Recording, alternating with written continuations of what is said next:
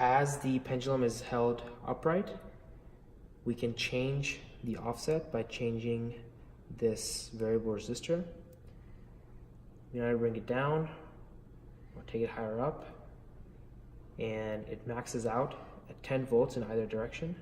As you can see right there, each square is a 5-volt increment, and we can bring it down to 0 right there, which is what we want for our functioning circuit.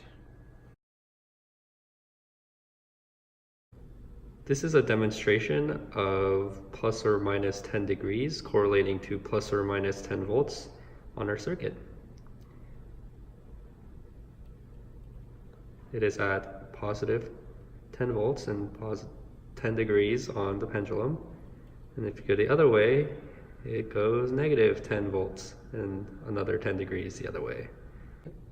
This is a demonstration of our velocity output changing as we move the pendulum.